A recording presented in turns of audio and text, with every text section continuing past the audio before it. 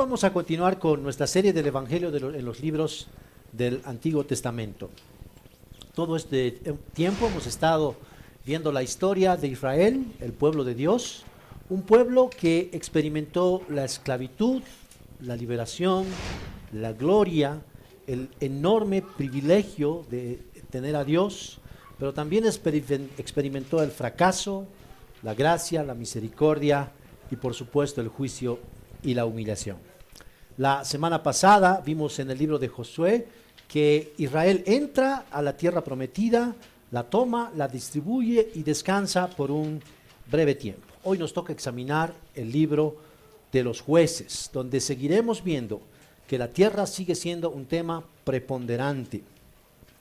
Y hermanos, jueces comienza donde Josué termina. Y si bien Israel ya está dentro de la tierra prometida, hoy veremos si ellos son capaces de retener la tierra en su favor. Y veremos cuán breve ha sido el reposo que ellos han tenido una vez que han entrado a la tierra prometida. Porque ahora el pueblo de Dios está bajo la presión de todas las naciones paganas que vivían en ese lugar antes que ellos llegaran.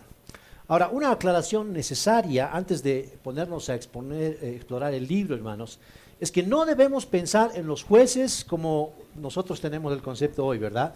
Pero esos hombres y mujeres que están con su toga negra, ahí en un estrado administrando justicia al pueblo. No son esos jueces, hermanos.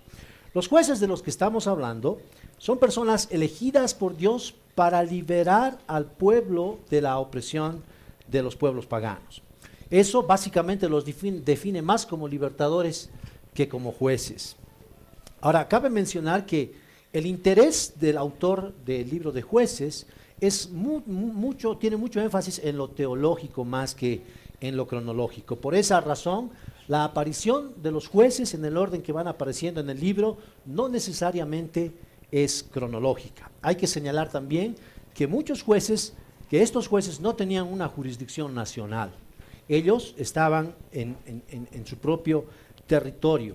Ahora, ese hecho, por supuesto, resalta la ausencia de líderes nacionales de la talla de Moisés y Josué.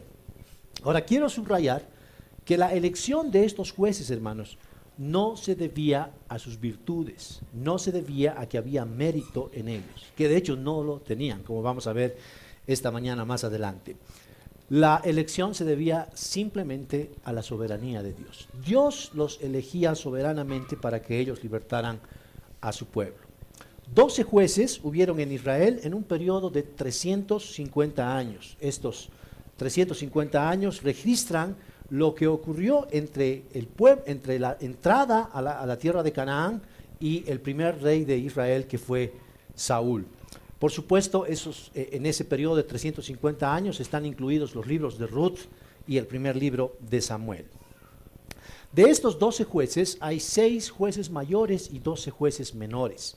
Los jueces menores son llamados así porque vamos a encontrar en el texto muy pocas referencias a la actividad que realizaron dentro del pueblo. Ahora, este periodo de 350 años obviamente nos va a mostrar una historia muy triste en el pueblo de Israel. Y no quiero terminar esta introducción, hermanos, sin mencionar que el libro de Jueces nos mostrará una vez más con mucha claridad dos polos opuestos, tal como nos ha mostrado ya los anteriores libros. Hemos visto con mucha claridad la fidelidad de Dios por un lado y también la infidelidad de su pueblo por el otro. Entonces podemos dividir el libro en dos grandes partes. La primera parte de los capítulos 1 al 3 y la segunda parte de los capítulos 4 hasta el 21, que es el final. La primera parte nos sirve como una introducción a todo el libro y nos muestra que el pueblo de Dios no puede terminar de conquistar la tierra prometida. Mientras que en la segunda parte vamos a ver cómo Israel va cayendo en una espiral decadente hasta llegar a su completa ruina espiritual y moral. Y esa es la razón por la que vamos a examinar esta mañana el libro en esas dos partes, bajo los dos acápites que tienen en sus boletines. Vamos a ver, en primer lugar, una conquista incompleta y en segundo lugar, una ruina completa. Ahora, estaba pensando esta semana, mientras estaba haciendo el estudio, Qué típico es encontrar en las escuelas dominicales para niños, por ejemplo, que se muestren a estos jueces como héroes de la antigüedad, ¿no? Por el tipo de hazañas que hicieron en ese entonces. Pero hermanos, sinceramente, creo que esa imagen hoy se va a ir esfumando de nuestras mentes a medida que comencemos a verlos tal como la Escritura los comienza a describir. Entonces voy a pedirles que inclinemos nuestros rostros, vamos a orar. Señor, queremos bendecir tu nombre una vez más, porque eres un Dios sublime, un Dios grandioso, misericordioso, que te has acordado de nosotros, Señor, y en tu gracia nos has buscado, nos has enviado a tu Hijo, y Señor, estamos aquí para adorarte. Y te pedimos, Señor, que tú nos ayudes este tiempo a prestar oídos a tu palabra, que tú nos hables a través de ella con mucha claridad, que tu Espíritu Santo obre en nuestros corazones, que abra nuestros ojos a la gloria de tu Hijo, Señor. Te pedimos esto por tu gracia, Dios, en Cristo Jesús. Amén. Bien, hermanos, vamos a comenzar entonces con la primera parte, una conquista incompleta. Voy a leer el capítulo 1, los primeros 6 versículos, que dice así. Aconteció después de la muerte de Josué que los hijos de Israel consultaron a Jehová diciendo: ¿quién de nosotros subirá primero a pelear con los cananeos? Y Jehová respondió: Judá subirá. He aquí que yo he entregado la tierra en sus manos. Y Judá dijo a Simeón su hermano: sube conmigo al territorio que se me ha adjudicado y peleemos contra el cananeo, y yo también iré contigo al tuyo. Y Simeón fue con él. Y subió Judá, y Jehová entregó en sus manos al cananeo y al fereceo, e hirieron de ellos en Besec a 10,000 hombres. Y hallaron a Adón y Besec en Besec, y pelearon contra él, y derrotaron al cananeo y al fereceo. Mas Adón y Besec huyó, y le siguieron, y le prendieron, y le cortaron los pulgares de las manos y de los pies.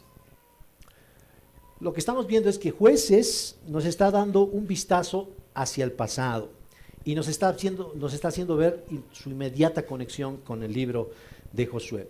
Y lo que acabamos de leer, hermanos, es como un prólogo que prácticamente va a llegar hasta el capítulo 3, y aquí pareciera que este texto nos está transmitiendo cierto optimismo en cuanto a la obediencia de las tribus, porque están empezando a conquistar la tierra prometida.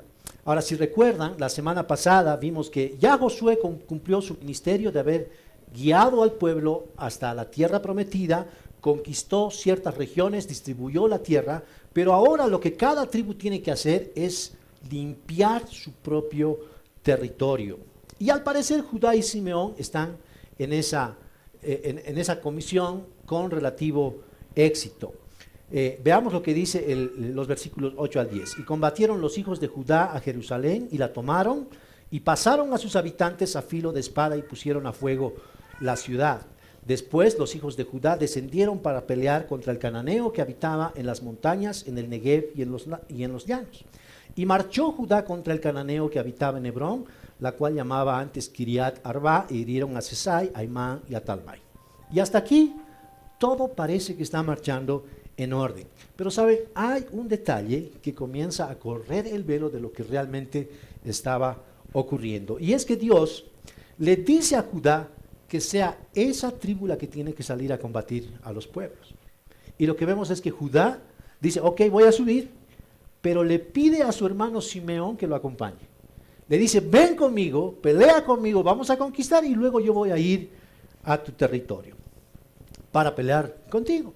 Ahora, hermanos, eso parece un signo de compañerismo, o incluso pudiera parecer una estrategia militar. Y fíjense qué sutil es el pecado, porque en realidad el texto nos está mostrando que eso es una desobediencia.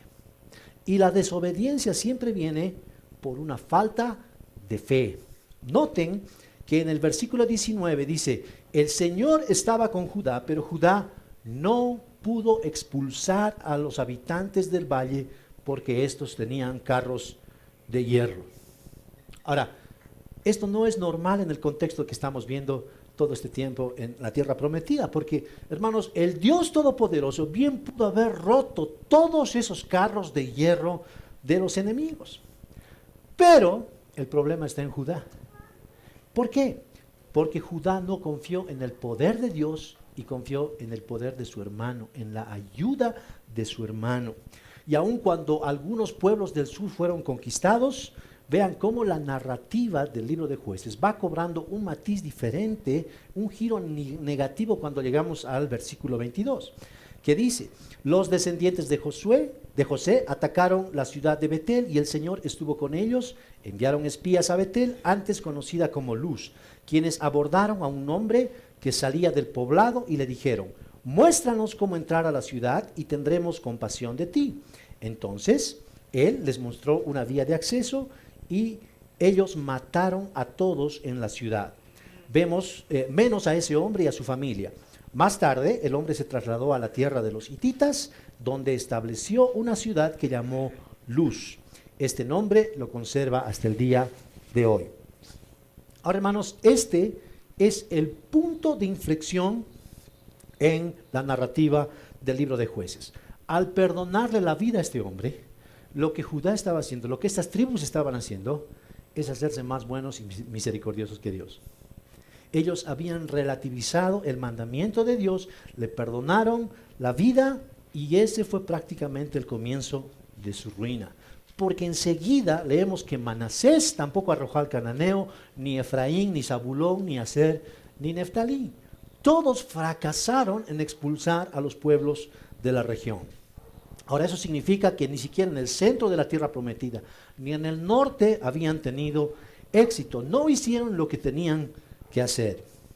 Y hermanos, muchas fueron las veces que Dios les ordenó lo que debían hacer antes de entrar en la tierra prometida. Vamos a recordar un poquito lo que Dios les dijo en Deuteronomio 7. Cuando el Señor tu Dios te haya introducido en la tierra donde vas a entrar para poseerla y haya echado delante de ti a muchas naciones, los heteos, los jejeseos, los amorreos, los cananeos, los fereceos, los heveos y los jebuseos, 7 naciones más grandes y poderosas que tú, y cuando el Señor tu Dios te los haya entregado delante de ti y los hayas derrotado, los destruirás por completo. No harás alianza con ellos ni te apiadarás de ellos. Fíjense cuán radical es la posición y el mandamiento de Dios respecto a estas naciones. No había lugar a interpretaciones, hermanos. La directriz era sumamente clara, era blanco o negro. Pero a pesar de eso, el pueblo no le obedeció.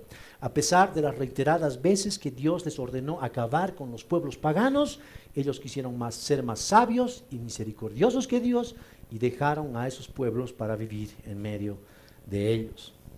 Entonces, hemos visto todo este tiempo que Dios había jurado a su pueblo bendecirlos porque era su pueblo amado. Pero ellos, con su infidelidad y desobediencia, atrajeron sobre sí mismos el juicio de Dios.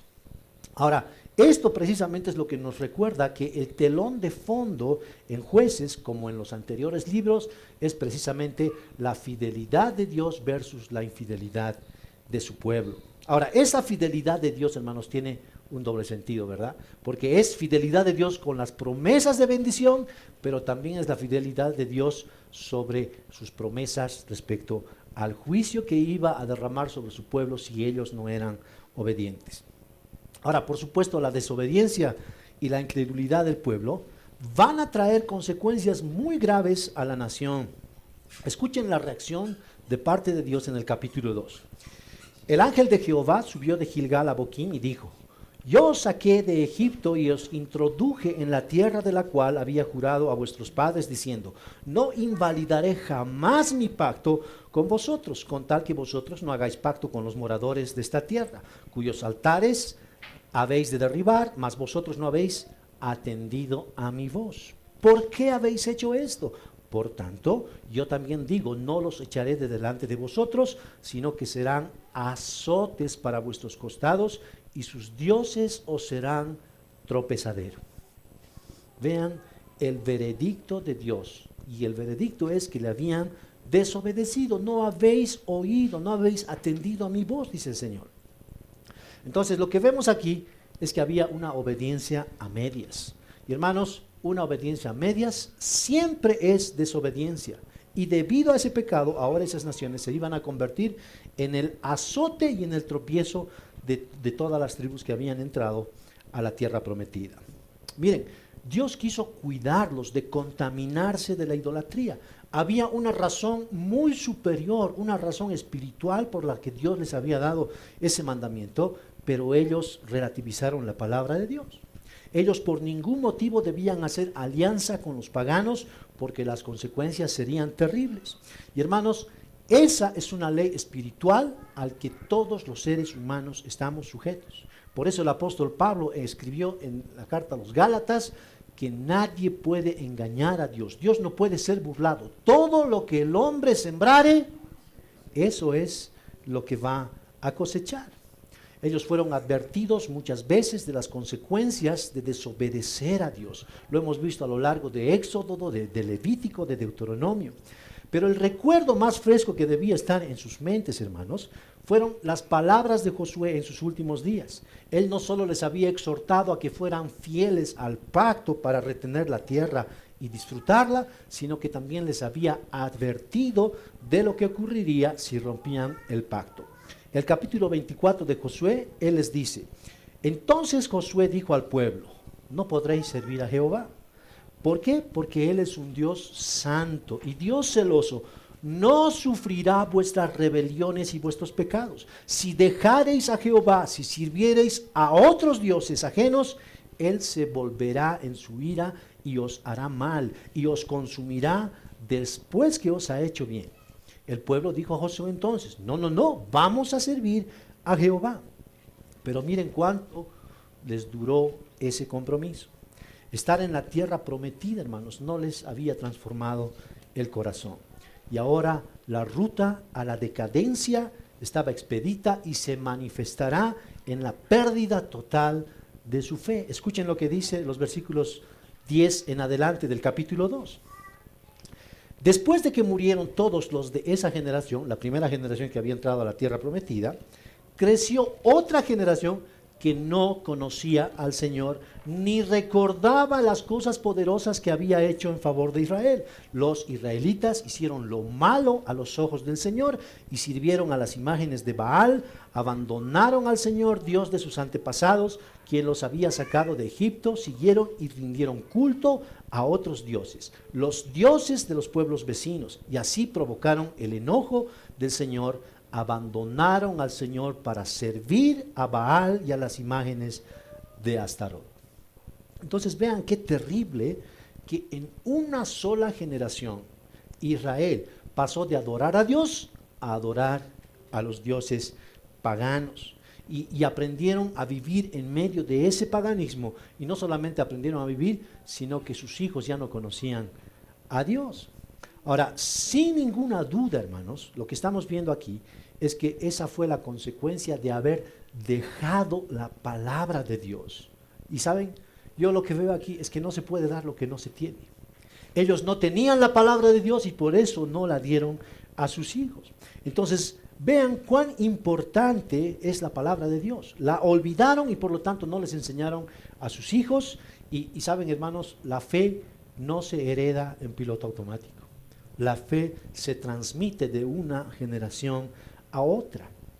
El mandamiento de Deuteronomio 6, amarás a Jehová tu Dios de todo tu corazón y de toda tu alma y con todas tus fuerzas, y estas palabras que yo te mando hoy estarán en tu corazón y las repetirás a tus hijos y hablarás de ellas estando en tu casa y andando por el camino y al acostarte y cuando te levantes, y las atarás como una señal en tu mano y estarán como frontales entre tus ojos y las escribirás en los postes de tu casa y en tus puertas. Vean cómo todo eso quedó en el olvido, hermanos. Nunca les enseñaron la palabra de Dios a sus hijos y sus hijos se volvieron paganos. Nada quedó del memorial de las 12 piedras cuando Josué levantó al pasar el río Jordán. Y ese memorial, ¿se acuerdan que era para testimonio a sus hijos? Cuando vuestros hijos os pregunten, ¿qué son estas piedras? Vosotros les diréis, esto es lo que hizo Jehová a nuestro favor. Nos hizo cruzar el Mar Rojo, nos trajo por el desierto, nos hizo cruzar el Jordán y ahora estamos en la tierra prometida. Todo eso se había quedado en el olvido. Es como alguien dijo de esta etapa en el pueblo de Israel, esta fue la cananización del pueblo de Dios. Esta fue la apostasía, hermanos. Por eso dice el texto que abandonaron al Señor. Y por supuesto eso hizo que el Señor ardiera de enojo con Israel y que los entregara en manos de saqueadores, quienes les robaron sus posesiones, los vendió a los enemigos que tenían a su alrededor y ya no podían vencerlos. Cada vez que los israelitas salían a la batalla, dice el texto, el Señor peleaba en contra de ellos. Miren eso, Dios en contra de ellos ahora. Ya no estaba a su favor. Y Dios hizo que sus enemigos los derrotaran, tal como Él les había advertido. Y el pueblo estaba muy angustiado. Ahora, esto nos hace notar que el pecado, hermanos, siempre trae sufrimiento. Ahora, el hecho de que aquí leamos que este pueblo está angustiado, no significa que ellos se habían arrepentido. Miren la paradoja que hay ahí. ¿Por qué? El descenso todavía continuaba. Escuchen lo que dice en el capítulo 3, versículos 5 al 6. Y los hijos de Israel habitaron entre los cananeos, los heteos, los amorreos, los fereceos, los heveos y los jebuseos. Tomaron para sí a sus hijas por mujeres y dieron a sus hijas y a sus hijos de ellos y sirvieron a sus dioses. Miren cómo este pueblo va de mal en peor. Ya había, no solamente adoraban a los dioses, sino que había un yugo desigual, hermanos. Estaban haciendo exactamente todo lo que Dios les había prohibido hacer. Ahora, es increíble la gracia y la misericordia de Dios, que a partir de esos hechos que comienza a enviarles jueces para que libertaran a este pueblo infiel. Entonces, a partir del versículo del 17 leemos que los hijos de Israel hicieron lo malo ante los ojos de Jehová y olvidaron al Señor su Dios. Miren cuán repetitiva es la palabra de Dios para recalcar este hecho de la infidelidad del pueblo. Y sirvieron a los Baales, a las imágenes de Acera. Entonces se encendió la ira del Señor contra Israel y los vendió en manos de Cusán Risataim, rey de Mesopotamia. Y los hijos de Israel sirvieron a Cusán Risataim por 8 años. Cuando los hijos de Israel clamaron al Señor, el Señor levantó un libertador a los hijos de Israel para que los librara, a Otoniel, hijo de Cenaz, hermano menor de Caleb. Y vino sobre él el espíritu del Señor y juzgó a Israel. Cuando salió a la guerra, el Señor entregó en su mano a Cusán Risataim, rey de Mesopotamia, y su poder prevaleció sobre Cusán Risataim, y la tierra tuvo descanso por 40 años. Y murió Otoniel, hijo de Cenaz. Entonces, presten atención, cómo este texto nos está comenzando a reflejar un ciclo en la vida del pueblo de Dios, un ciclo que se iba a repetir una y otra vez. El ciclo es, apostataron, viene la opresión, viene el clamor por liberación, Dios les envía un juez, gozan de un periodo corto de paz, pero otra vez vuelve la rebelión. Entonces el pueblo se rebela, los castiga Dios por medio de los paganos, ellos claman en medio de su sufrimiento, Dios les manda un juez para liberarlos y pasan a gozar de un periodo de paz. Ahora, la rebelión no se termina ahí porque regresa. Entonces ese es el círculo que vemos repetirse en el libro de Jueces. Y Dios tiene que volverles a enviar otro juez, y esta vez fue Ahod el zurdo, quien en un operativo estilo Misión Imposible va a entregarle un regalo al rey Eglón, y muy astutamente le dice al rey, tengo un mensaje de Dios para ti, pero te lo tengo que decir en secreto. Entonces el rey manda a toda su guardia personal a que salgan. Cuando se quedan a solas, él se acerca a oídos del rey, y como era zurdo, saca el puñal y le clava en la enorme barriga a este rey. Y era tan gordo que dice que desapareció el puñal. Ahí murió, y él tiene que salirse corriendo y como si no pasara nada. Él cierra llave y los siervos, la guardia todavía piensa que el rey está ahí en sana salud, reflexionando del mensaje que Dios tenía para él. La cosa es que el rey murió, y los israelitas, alentados por esta hazaña de Ahod, comienzan a matar a los confundidos moabitas que ya no tenían rey. Entonces ahí se acaba el yugo opresor, y por 80 años el pueblo nuevamente goza de paz. Luego aparece otro juez que es Samgar, y dice que este juez mató con una aguijada de bueyes a 600 filisteos. Ahora, esa fue una hazaña típica de los jueces. Pero hermanos, no es porque eran ellos unos superhombres, sino porque tenían el Espíritu de Dios que venía sobre ellos y les daba una fortaleza sobrenatural para vencer a sus enemigos. Ahora, a la luz de lo que estamos viendo en esta primera parte, hermanos, quisiera que reflexionemos en un par de cosas. En primer lugar, hemos visto que Judá obedeció a medias, y eso significa que es una desobediencia total, y por esa razón Judá no pudo expulsar a los enemigos de su territorio. Entonces pónganse a pensar en esto. No hay ocasiones en nuestra vida en que no hallamos una explicación por la que no podamos avanzar en nuestro crecimiento espiritual. ¿No te pasa eso algunas veces? ¿No te preguntas qué está pasando en mi vida? ¿Por qué no puedo ir más allá? ¿No será la razón de tu desobediencia, de tu obediencia a medias por las que estás en ese lugar? Hermanos, lo que Dios quiere de nosotros no es un pedacito de nuestro corazón. Dios lo quiere todo. No podemos darle un pedacito de nuestra vida, no podemos darle solo el domingo o 15 minutos o 10 minutos de un devocional en el día. Él lo quiere todo, hermanos, quiere una entrega total. Y cuando tú te entregas totalmente, seguramente vas a comenzar a obedecer a Dios de manera total. La segunda cosa que quisiera que pensemos es que en cuanto nos parecemos nosotros a los judíos que no enseñaron a sus hijos la palabra de Dios y ellos resultaron mundanos. Entonces aquí lo que tienes que pensar es cuánto valor tiene la palabra de Dios para ti. ¿Cuánto de tu mente y de tu corazón están ocupados en la meditación de la palabra de Dios cada día? Solo piensa en eso, porque ese es el valor que tú tienes para la palabra de Dios. ¿Te das cuenta? El tiempo que tú ocupas en leer y en meditar la palabra de Dios, eso le da un igual al valor que tú le das a la palabra de Dios. Y hermanos, no se olviden que el apóstol dijo, no os engañéis, Dios no puede ser burlado, todo lo que el hombre sembrare, eso es lo que va a cosechar. Y hermanos, ninguno de los que estamos aquí vamos a escapar de esa ley espiritual. La cosecha, en el caso de Israel, fue que las tinieblas espirituales fueron cada vez mayores, y es en medio de esa decadencia que Dios los liberó de las formas menos esperadas, como lo vamos a ver en nuestro segundo punto, que es una ruina completa. El capítulo 4, versículos 1 al 5 dice así: cuando murió Ahod, los hijos de Israel volvieron a hacer lo malo ante los ojos del Señor.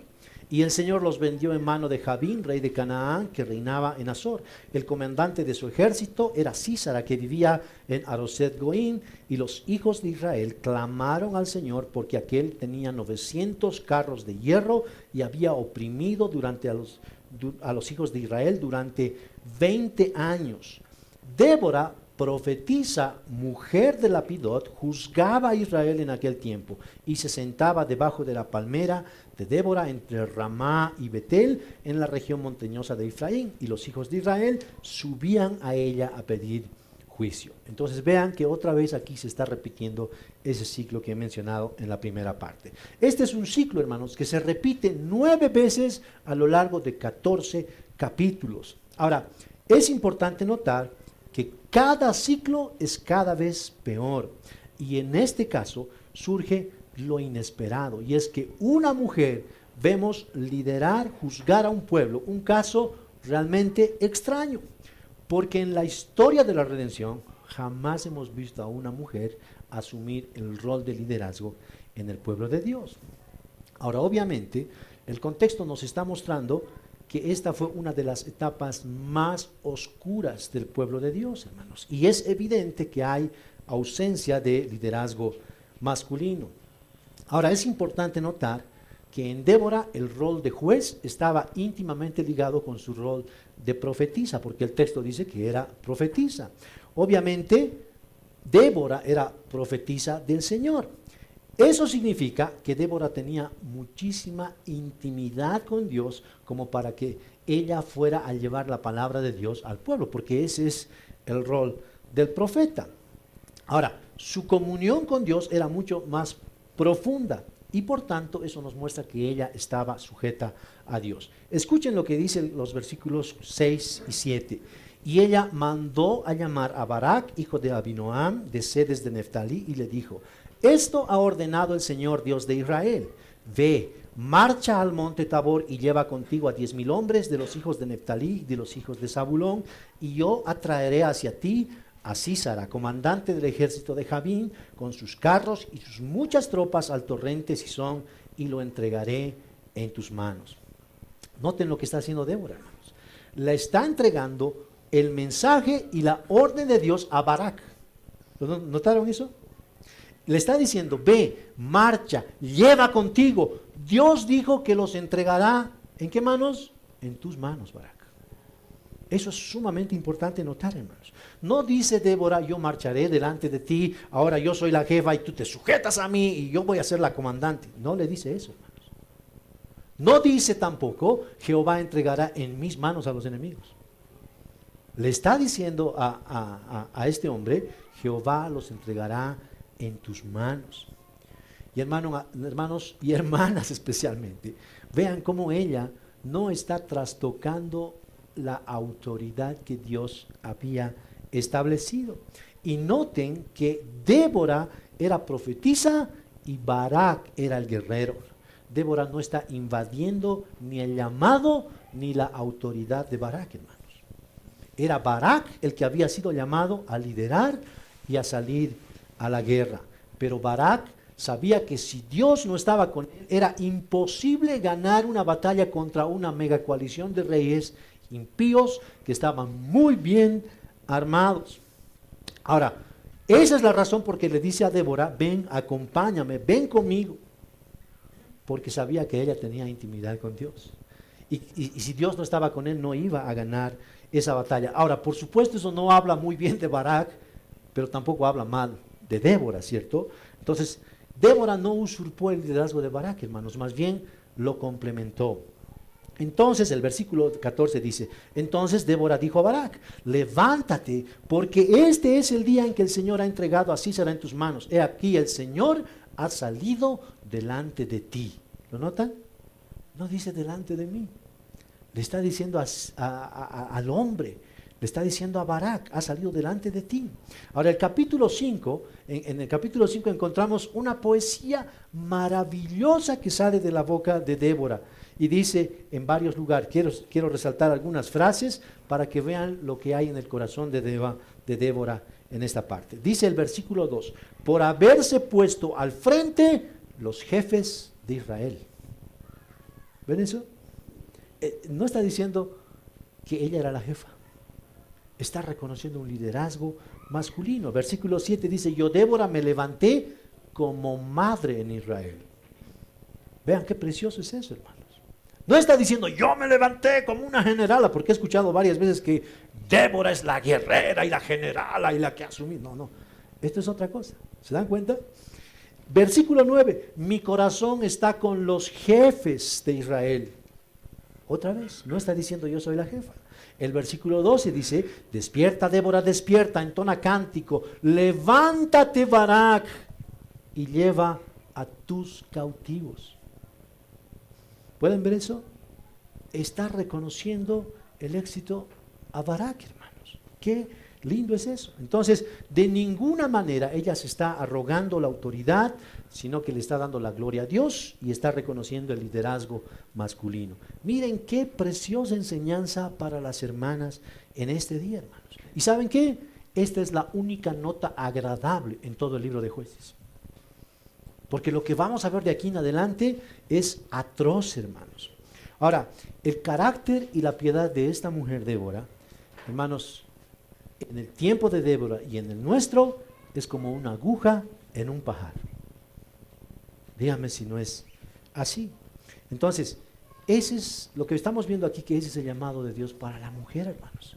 La mujer es la ayuda idónea para el varón, para que el varón cumpla más eficazmente con el llamado que Dios tiene para él. Y eso es lo que Débora hizo con Barak. Después de esto, dice el versículo 31, que la tierra reposó 40 años, pero luego de esos 40 años vemos en el capítulo 6 que los hijos de Israel volvieron a hacer lo malo delante de los ojos de Jehová, y por 7 años Dios los entregó al yugo de Madián. El versículo 7 dice que los israelitas clamaron a Jehová y Dios les mandó un profeta.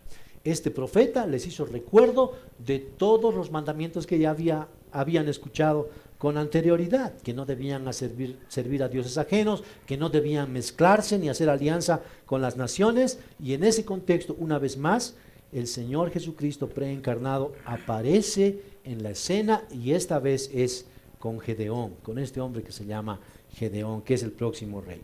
El versículo 12 dice: y el ángel del Señor se le apareció a Gedeón y le dijo: el Señor está contigo, valiente guerrero. Entonces, en este encuentro el Señor le envía a liberar a su pueblo de la opresión de los madianitas y los amalecitas, y Gedeón estaba incrédulo, no sabía que tenía a Dios delante de él, y le dice: si Dios estaría con nosotros, no nos estarían pasando estas cosas. Y esa protesta es como, tiene un aire como que le está echando la culpa a Dios de lo que les estaba pasando. Vean qué normal es eso en la naturaleza humana, hermanos. Cuando la gente está en sufrimiento, en males, piensa que Dios la ha abandonado. Nunca va a pensar que es por su pecado que está en esa circunstancia. Entonces, este comentario es echándole la culpa a Dios por la situación que tenía. Y miren esto: tenía al Señor delante de él. ¿Ven eso? Y no lo pudo reconocer. Él se estaba quejando. La cuestión es que después el Señor lo convence. Gedeón levanta un altar, su ofrenda es aceptada, y el Señor le manda a que derribe los ídolos de la casa de su padre. Y esto fue a riesgo de la vida de Gedeón, porque después dice que los vecinos quisieron matar a Gedeón por haber derribado estos ídolos. Ahora, la escritura dice que el espíritu de Jehová vino sobre Gedeón, pero Gedeón todavía seguía con muchas dudas. Entonces aquí vienen las famosas pruebas, ¿no? Señor, si realmente me estás mandando, dame esta señal. Ya es la prueba del vellón mojado, seco, etc. Y lo que vemos es al Señor en una increíble gracia y misericordia dar las señales a este hombre incrédulo. ¿Pueden ver eso? En su gracia, hermanos. Finalmente, el Señor le convence y Gedeón convoca a todas las tropas para ir a la batalla. Pero el Señor le dice que había demasiada gente, y de entre toda esa multitud que Gedeón había convocado, Dios elige 300 varones.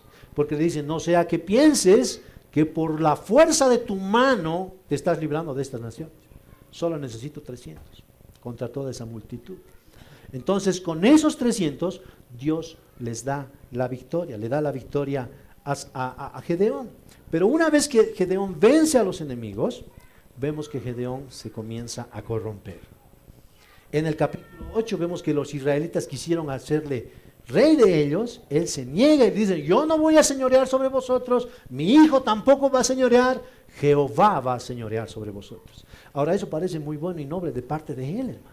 Pero encontramos un poquito más adelante que Gedeón les pide joyas a todo el pueblo. ¿Y para qué les pide joyas? Pues para confeccionar un efod con joyas de oro y piedras preciosas.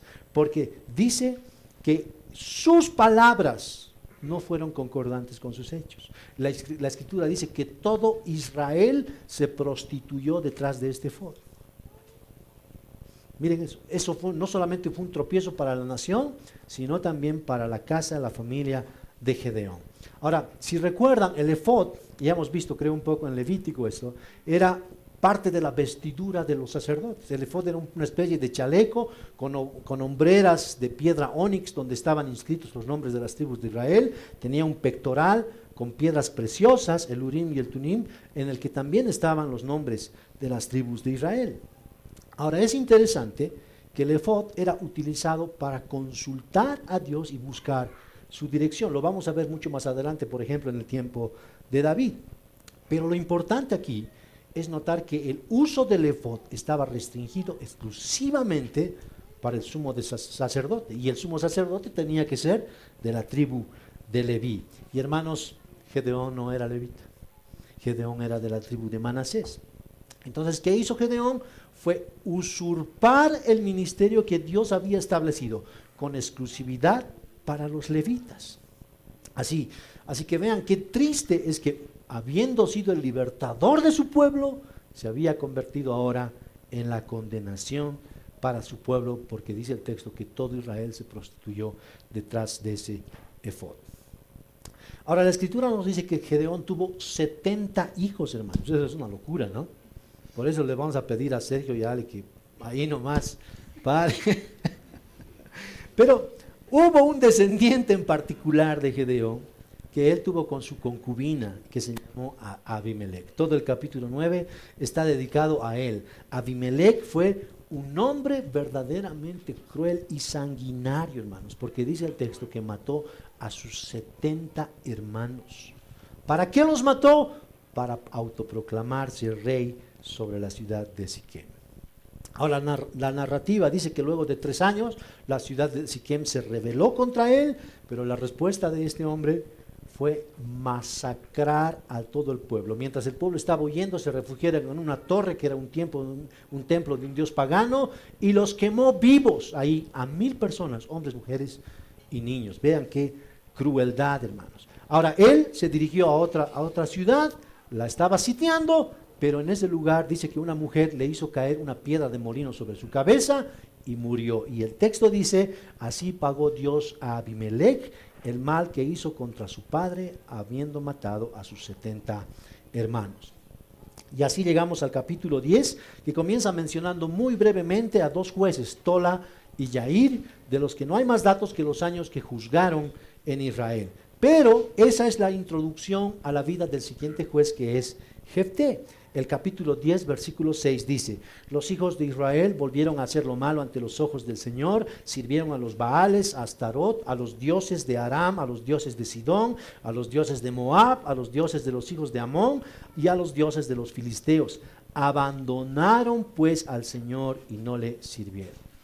Ahora vean, hermanos, cómo el pueblo cada vez estaba más al fondo del precipicio. Ahora no solamente estaban adorando a los dioses cananeos, sino que habían incorporado a todos los dioses de todos los pueblos de la región. Prácticamente ellos ya tenían un panteón idólatra donde tenían que adorar a todos estos dioses. Y por esa razón, una vez más, se encendió la ira del Señor contra Israel y los entregó en manos de los filisteos y en manos de los hijos de Amón, y ellos afligieron y quebrantaron a los hijos de Israel ese año. Por 18 años oprimieron a todos los hijos de Israel que estaban al otro lado del Jordán, en Galad, en la tierra de los amorreos. ¿Recuerdan que en Josué hemos visto que habían 2 tribus y media que se quedaron de este lado del Jordán? Bueno, estas son las tribus que ahora empiezan a ser afligidas. Y otra vez vemos el famoso ciclo. Pero esta vez, aparentemente, es la única vez que el pueblo comienza a arrepentirse de su pecado. Porque el versículo 10 dice que finalmente clamaron al Señor por su ayuda y dijeron: hemos pecado contra ti, porque te hemos abandonado como nuestro Dios para servir a las imágenes de Baal. El Señor les responde en el versículo 14: ustedes me han abandonado, sirvieron a otros dioses, ya no los rescataré más. Miren qué duro es eso. Vayan a clamar a los dioses que ustedes han preferido adorar. Que ellos sean los que los libren de esta situación ahora. Miren qué duro. Ahora, la respuesta del pueblo es en el versículo 15: pero ellos le rogaron otra vez al Señor: hemos pecado, castíganos como bien te parezca, pero rescátanos hoy de nuestros enemigos. Entonces los israelitas dejaron de adorar a los dioses ajenos para volverse al Señor. Ahora, ¿eso parece un arrepentimiento o no? Cierto que parece un arrepentimiento, ¿no? Pero saben, hermanos, eso no es lo más resaltante en este texto. Porque lo que realmente enternece el corazón, a mí me partió el corazón, y es lo que leemos ahí en el versículo 16, que dice: Dios se entristeció por el sufrimiento que su pueblo estaba experimentando. Miren, hermanos, esa es una ventana al corazón de Dios. Dios nos está mostrando ahí qué pasa en su corazón cuando su pueblo está pecando. Saben, nosotros podemos quedarnos muchas veces con la idea de los atributos de Dios en cuanto a su soberanía, que Él es todopoderoso, que Él es un Dios ahí inmutable. Pero la Escritura, hermanos, nos está diciendo que el corazón de Dios tiene sufrimiento cuando su pueblo está pecando. En Jeremías, escuchen lo que dice el Señor en Jeremías: a causa del pecado de mi pueblo, mi corazón desfallece en mí. Ese no es Jeremías, hermanos, es Dios que está hablando. En Oseas, dice el Señor, mi corazón se conmueve dentro de mí. Y en el Nuevo Testamento leemos que el Espíritu se contrista, no contristéis al Espíritu Santo, dice. Entonces, ¿cómo debemos entender esto, hermanos? Para nosotros, esto tiene que ser una administración a nuestro propio corazón, para ver que cuando pecamos, hacemos doler el corazón de Dios. Miren qué importante es eso, hermanos. Ahora, la Escritura no dice que Dios no siente nada, dice que sí siente. Y quiero que imaginen el dolor que tenía Dios en su corazón justo en esta época, hermanos, en la época más oscura de su pueblo. Ahora, la cuestión es que Él no está impasible mientras pecamos, y por esa razón Él permitió que el pueblo fuera liberado, pero esta vez por un verdadero marginado social. Ese fue Jefté. Miren eso, Jefté no fue un superhéroe, hermanos. Él era un marginado. Escuchen lo que dice el texto de Jefté, capítulo 11, versículos 1 al 3. Jefté era un guerrero de la región de Galaad, era hijo de Galaad, pero su madre era una prostituta. La esposa de Galaad tuvo varios hijos, y cuando esos medio hermanos de Jefté crecieron, lo echaron del territorio. Tú no recibirás ninguna parte de la herencia de nuestro padre, le dijeron, porque eres hijo de una prostituta. Así que Jefté huyó de sus hermanos y vivió en tierra de Tob. En poco tiempo tuvo una banda de rebeldes despreciables que lo seguían. Entonces vean, ese es el prontuario de Jefté, hermanos. Él era un matón, era la lacra de la sociedad galadita, un mercenario. Y a ese hombre, dice el texto, que fueron a buscar a los ancianos de Israel y le dijeron: ven, sé nuestro comandante, ayúdanos, ven a pelear contra los amonitas y nosotros te vamos a hacer jefe de todos nosotros.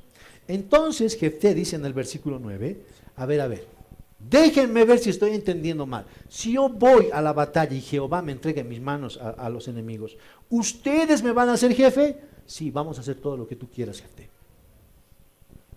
Entonces él les toma la palabra, va y le manda un mensaje al rey de Amón. Un mensaje que es impresionante, hermanos.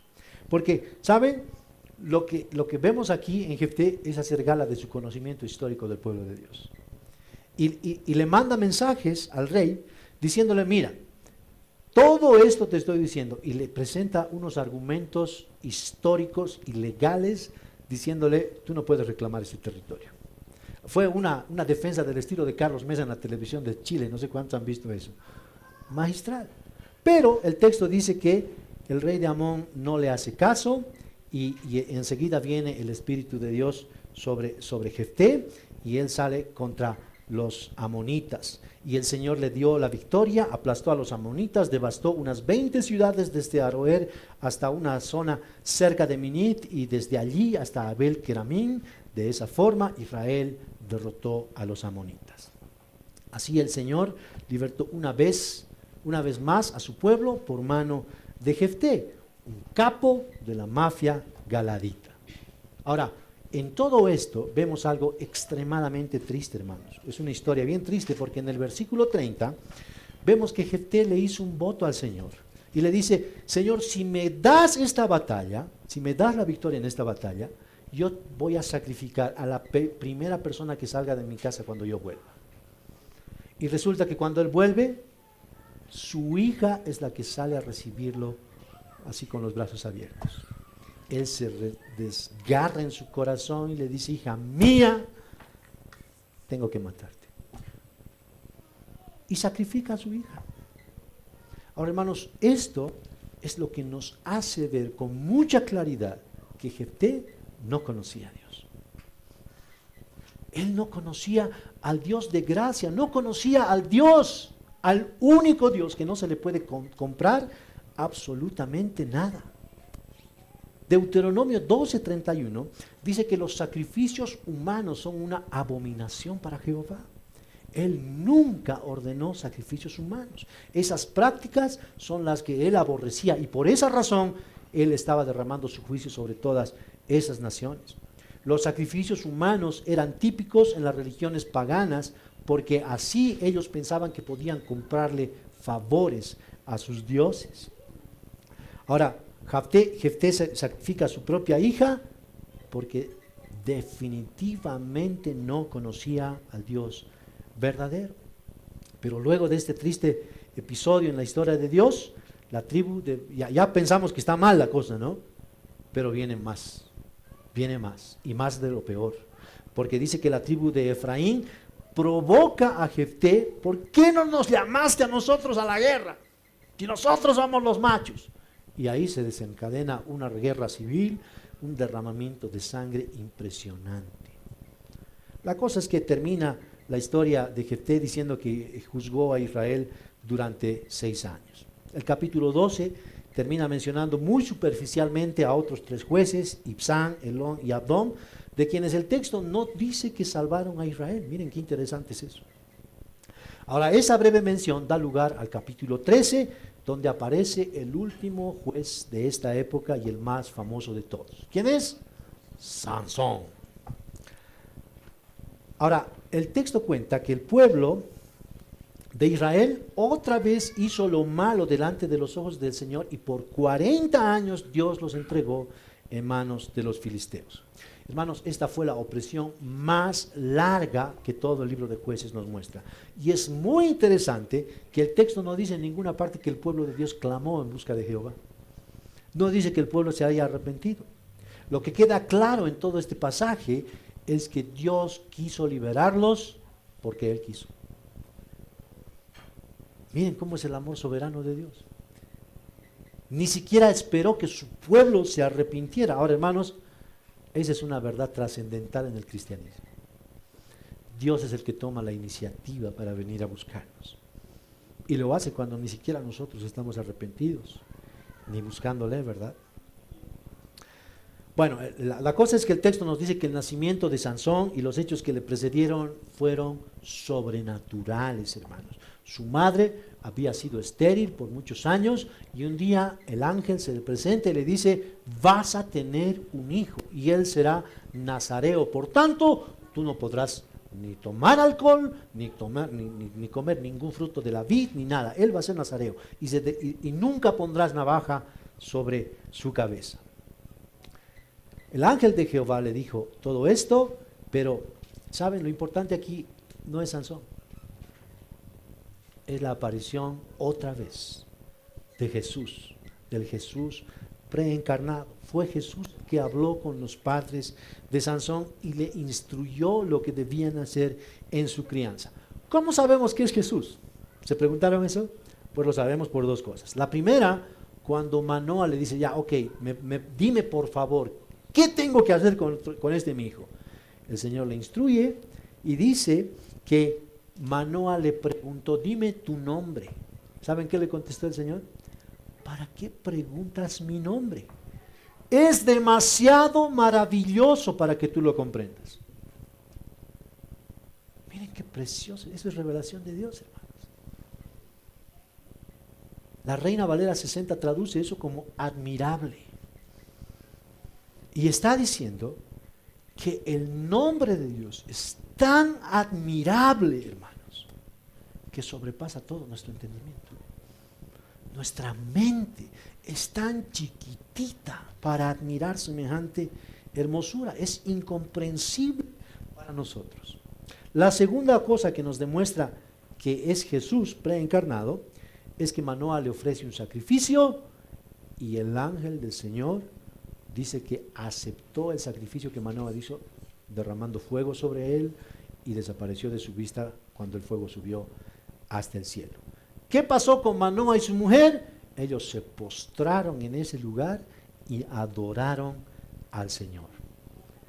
Exactamente la misma actitud que había tenido Moisés en la zarza ardiente, la misma actitud que tuvo Josué cuando se encontró en Gilgal con el ángel guerrero, ¿se acuerdan? Se postraron a adorar al Señor. Y hermanos, de eso se trata todo. De adorar al Señor Jesús. De eso se trata todo. Ahora la cuestión es que el tiempo transcurrió y Sansón nació y creció. Y cuando creció, vemos una lujuria galopante en el corazón de Sansón. Pone sus ojos sobre las filisteas, se casa con una, lo engañan, matan a su mujer, él se venga por sus propios motivos, luego ponen sus ojos en Dalila y Dalila es la que revela el secreto de su fuerza. Los filisteos lo atraparon, le sacaron los ojos y cuando él estaba ciego ahí en un molino, un día lo llaman para burlarse de él con todos los filisteos borrachos y ahí dice el texto que Sansón una vez más ora pidiéndole fuerza al Señor. El Señor en su gracia y en su misericordia una vez más le da fuerza, él empuja las columnas del templo y dice el texto que ahí mata a 3,000 filisteos. Ahora hermanos, 3,000 filisteos, wow. Pero saben que el texto no dice que Sansón venció a los filisteos. Les hizo daño, pero no los venció. Eso es lo triste. Entonces hasta aquí como que hemos visto lo peor de Israel, hermanos. Pero saben, tristemente todavía no es así. Porque luego de Sansón en el capítulo 17 aparece un hombre llamado Micaías, quien le robó dinero a su madre se da cuenta que le roban el dinero y maldice al que había robado el dinero. Dice que Micaías escuchó esa maldición y volvió a devolverle el dinero a su madre. Y su madre le dijo, oh bendito por Jehová, eres hijo mío, pero yo este dinero ya lo prometí a Dios. Entonces ese dinero, que eran como 200 ciclos de plata, lo entrega a unos orfebres para que hagan una imagen de talla y un ídolo. ¿Para qué? Para que ellos construyan un altar en su propia casa. Ellos construyen eso, Micaías, por si fuera poco, confecciona un efod y otra vez empieza la idolatría. Micaías lo nombra a su hijo como su sacerdote personal, miren eso. Ellos no eran levitas. Y dice que el texto muy pronto se apareció un levita vagabundo que andaba ahí por los montes, llega a la casa y me dice, ¿tú quién eres? Soy levita. Ah, te contrato. Y le empieza a pagar un sueldo. Lo contrata como su sacerdote personal. Ahora, miren las tinieblas en las que estaba sumergido el pueblo de Dios, hermanos. Eso fue terrible, pero eso no es todo, porque de repente uno diría, ya bueno, Micaías estaba ciego y este otro también, este levita, el levita que debería estar dedicado a Dios, consagrado a Dios, conociendo a Dios, alimentándose de la ley de Dios, no conocía a Dios. Estaban en la plena superstición, haciendo el oscurantismo total. Entonces, miren cómo es el Señor. Para que no pensemos que solamente ellos están mal, aparecen los hombres de la tribu de Dan.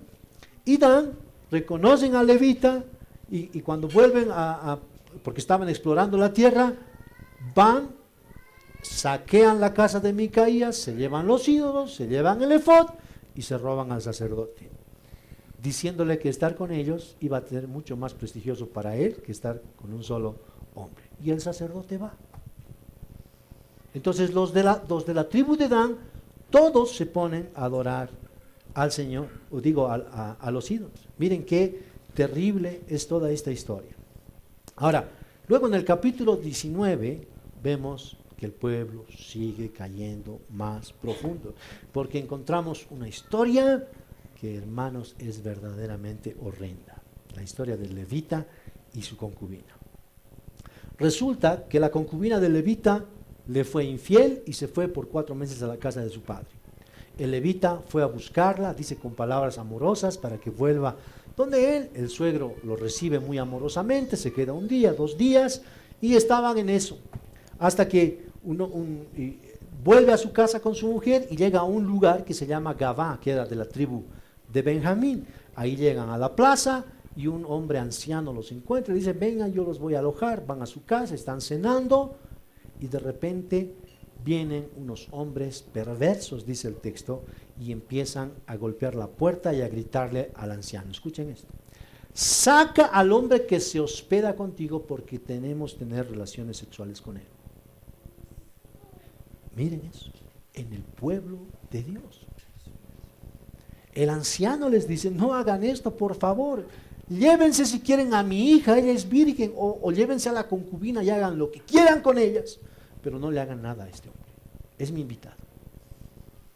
Dice que el levita empuja a la mujer, a su concubina, fuera de la puerta, y el relato, hermanos, es que abusaron de ella toda la noche hasta el amanecer.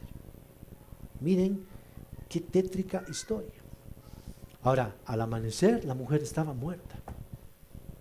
El levita sale, carga a su muerte en su asno y vuelve para su casa.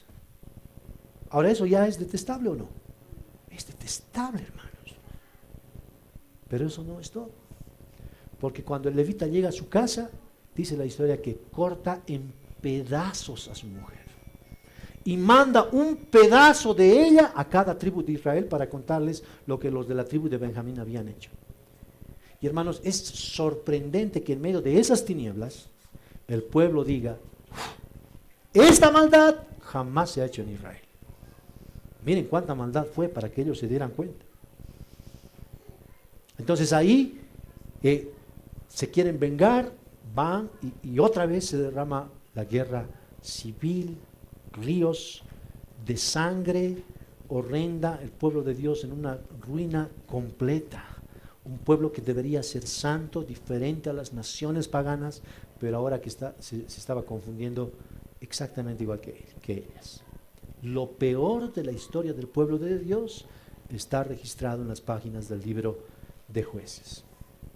Entonces el libro termina con una frase que se vino repitiendo ya unas cuantas veces antes, y es que en esos días no había rey en Israel y cada uno hacía lo que bien le parecía. Así termina el libro, hermanos. Es como si el autor del libro estuviera dando un grito desesperado diciendo, necesitamos un verdadero Salvador. Todos estos jueces han fracasado. No sirvieron para nada. No habían libertado realmente a Israel. Entonces piensen aquí cómo es que podemos considerar a estos jueces como héroes. A excepción de Débora, todos los demás fueron un desastre, hermanos. Ellos ilustran muy bien el estado de corrupción moral y espiritual del pueblo de Dios. Estaban en lo más hondo de su vida espiritual.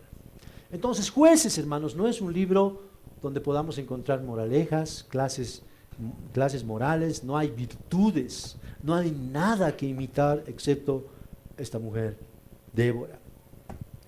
Jueces nos muestra con mucha claridad que ese es el estado espiritual, no solamente del pueblo de Israel, sino de toda la humanidad, hermanos. Y esa miseria lo que está haciendo es apuntar a la necesidad de la gracia de Dios. A este Dios que ha enviado a su Hijo por su gracia a rescatarnos, a eso nos está llevando. Toda esta historia realmente es tétrica, hermanos, es tan sangrienta y tiene tintes inhumanos. ¿Se dan cuenta? Ahora, nuestra realidad, hermanos, no está alejada de eso. Y por eso este libro de Jueces es tan pertinente, tan relevante el día de hoy. Entonces, vamos a ver en qué cosas son relevantes las cosas que nos dice Jueces en nuestro día. En primer lugar, vean cómo muchos israelitas confundieron a Dios con los ídolos. Vean lo terrible que es eso. Ellos pensaban que estaban adorando a Dios, pero en realidad estaban adorando a los ídolos. Entonces aquí, hermanos, cada uno de nosotros necesitamos pensar en qué Dios estamos creyendo. ¿Estamos creyendo en el Dios de la Biblia, en el Dios que se revela en su palabra, o estamos creyendo en un Dios que nosotros nos imaginamos, que nosotros construimos desde nuestra imaginación? Un Dios que no es el verdadero Dios. Vean qué terrible y qué fácil es para el ser humano confundir al Dios verdadero con el Dios falso, con los dioses falsos. En segundo lugar, lo que necesitamos considerar es a la luz de los grandes pecados de los jueces. ¿Cuáles son nuestros propios puntos débiles, hermanos? ¿En qué nos parecemos a ellos? Y solamente pensemos en Sansón. Sansón siempre hizo lo que sus instintos le demandaron hacer. Él no se sujetó a sus padres, no se sujetó a Dios, no había autoridad para Sansón sino él mismo. Y por eso su vida fue un desastre, un completo fracaso. Él solamente quería satisfacer sus apetitos. Entonces ponte a pensar aquí. ¿Cuánto gobiernan tus propios apetitos tu vida? Porque tenemos dos cosas, hermanos. O tus apetitos te gobiernan, tus deseos, o te gobierna la palabra de Dios. No hay más. No hay más.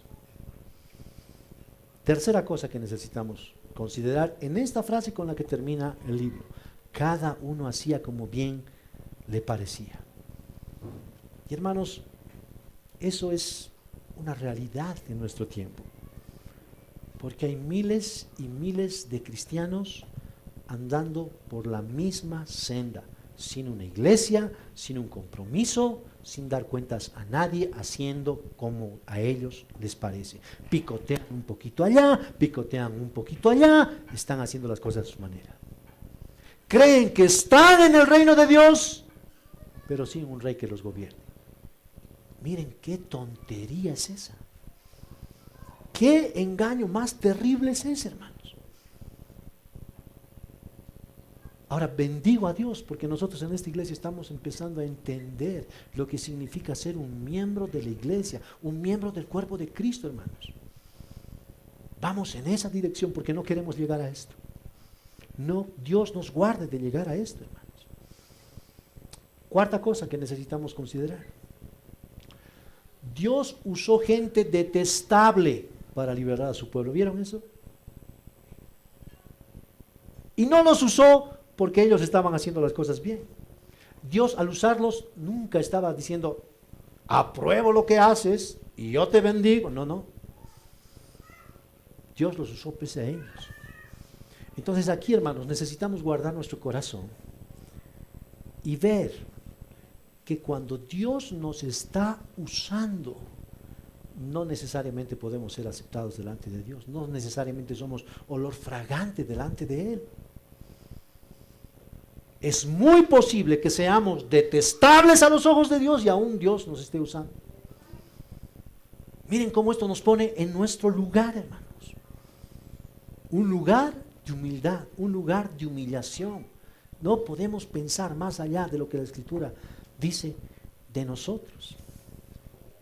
Y quinta cosa, finalmente el libro de Jueces es una advertencia para todos nosotros, hermanos, porque la ruina a la que llegó el pueblo de Israel, porque ellos se habían alejado del Dios que los había libertado de la esclavitud. Habían olvidado la identidad que Dios les dio en el Sinaí. Habían olvidado los privilegios de estar delante de Dios y con Dios en medio de ellos. Habían olvidado la palabra de Dios. Entonces aquí es cuando tú tienes que pensarte delante de Dios. ¿Cuán cerca o cuán lejos estás tú de Él?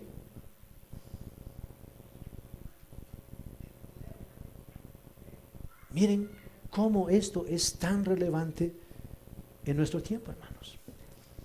Ahora, toda esta ruina hace que levantemos nuestros ojos hacia el cielo, hacia Dios, para pedirle un Salvador verdadero, un Salvador perfecto, un Salvador todopoderoso que al mismo tiempo sea compasivo. Y nadie encaja en ese perfil sino es el Señor Jesucristo, hermanos. Nadie más encaja en ese perfil. ¿Saben? El anuncio que el ángel de Jehová le hizo a los padres de Manoah fue un anuncio profético, porque fue el anuncio de un Salvador viene para el pueblo, ¿verdad? Muchos siglos más tarde, un ángel se presentó a la Virgen María y le dijo: tú concebirás un hijo y llamarás a ese hijo Jesús, porque él libertará a su pueblo de sus pecados. Y cada uno de los que estamos aquí, cada uno de los seres humanos que han nacido en este planeta, necesita a este Salvador, hermanos. Y Jesús ya vino, ya se hizo hombre, ya vivió una vida perfecta, ya murió en una cruz por tus horrendos pecados, pecados que están en el mismo nivel del pueblo de Israel en este periodo. Él ya pagó por ti, ya murió por tus pecados. Y bien harías hoy de rendirle tu corazón a este Dios hermoso que vino, se hizo hombre, que entregó su vida, que te dio su palabra para que lo conozcas.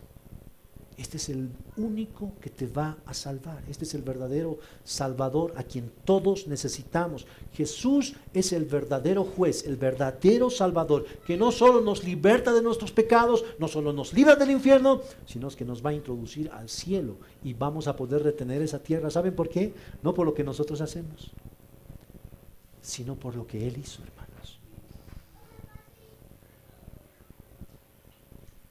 Así que jueces, a pesar de todo el fracaso, nos está mostrando la necesidad de Jesucristo para nosotros, para nuestra familia y para nuestra nación. Vamos a orar, hermanos.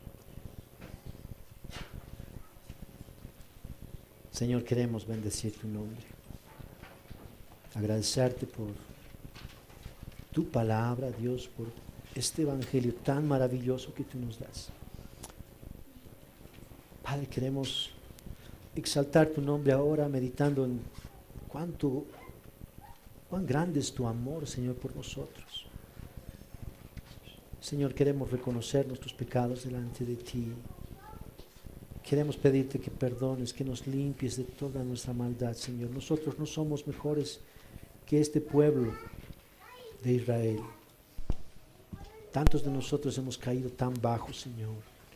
Tantos de nosotros nos hemos alejado de ti, te hemos confundido, hemos adorado ídolos en lugar de adorarte a ti, Señor.